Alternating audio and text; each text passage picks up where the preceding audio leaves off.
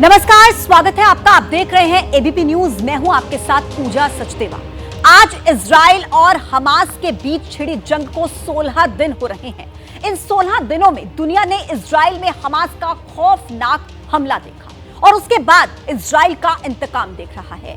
बारूदी धमक सुनाई दे रही है और किसी भी वक्त गाजा पर ग्राउंड ऑपरेशन शुरू हो सकता है।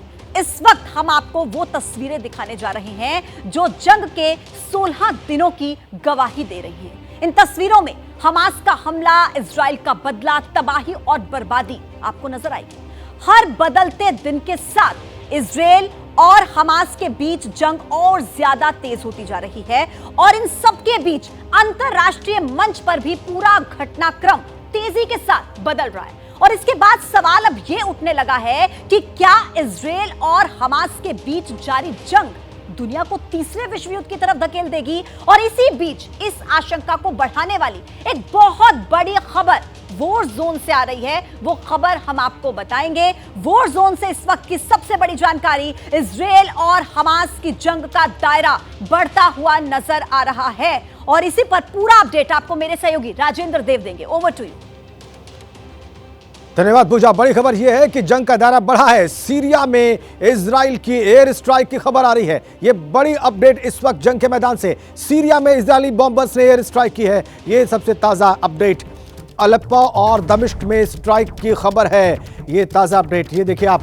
यह बड़ी खबर इस वक्त जंग के मैदान से। सीरिया में इजरायली बॉम्बर्स ने एयर स्ट्राइक की है। अलेप्पो और दमिश्क में इजरायली बॉम्बर्स ने बम गिराए हैं। एयर स्ट्राइक सीरिया में इजराइल की।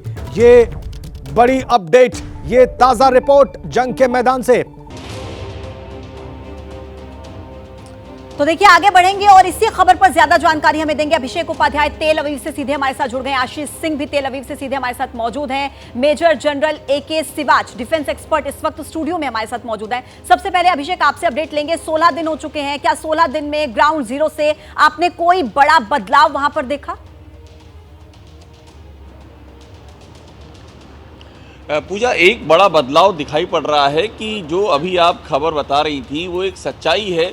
इसका दायरा बढ़ता जा रहा है। देखिए, आपने सीरिया पर स्ट्राइक की बात की। सीरिया पर तो स्ट्राइक हुई ही है और साथ में लेबनान बॉर्डर पे जो गतिविधियां हो रही हैं वो बहुत ही इंपॉर्टेंट है। लेबनान पे स्थिति ये हो गई है कि फुल स्केल लड़ाई जैसी सिचुएशन बन गई है और खुद आईडीएफ के प्रवक्ता ने ये कहा है कि हिजबुल्लाह लेबनान को एक ऐसे युद्ध में ढकेल रहा है जिसके परिणाम लेबनान के लिए अच्छे नहीं होंगे। ये आईडीएफ के प्रवक्ता ने ऑन रिकॉर्ड कहा है। और नॉर्दर्न फ्रंट पर जिस तरह से एंटी टैंक गाइडेड मिसाइलें दागी जा रही हैं, जिस तरह से इजराइल के भीतर अटैक हो रहे हैं और इजराइल जवाब दे रहा है, उससे लेबनान का जो बॉर्डर है, नॉर्थ फ्रंट है, वो एक्टिवेट होता जा रहा है।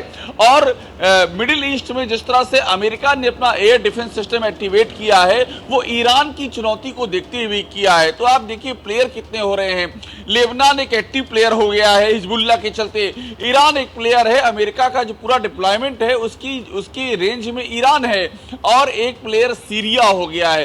तो इस तरह से इसमें किरदार बढ़ते जा रहे हैं और गाजा पट्टी पर डिप्लॉयमेंट भी इजराइल का लगातार बढ़ता जा रहा है। तो हम संक्षेप में कहें तो इसका दायरा काफी विस्तृत होता जा रहा है और संकेत इसी बात के हैं कि ये लड़ाई लंबी और कई सारे बिल्कुल अभिषेक, जंग का दायरा बढ़ रहा है, किरदारों की संख्या बढ़ रही है। कुल मिलाकर ये जो स्थिति है ये बहुत ज्यादा ऑपोजिट होती हुई अभी नजर आ रही है। अभिषेक, मैं वापस आपके पास लौटूंगी।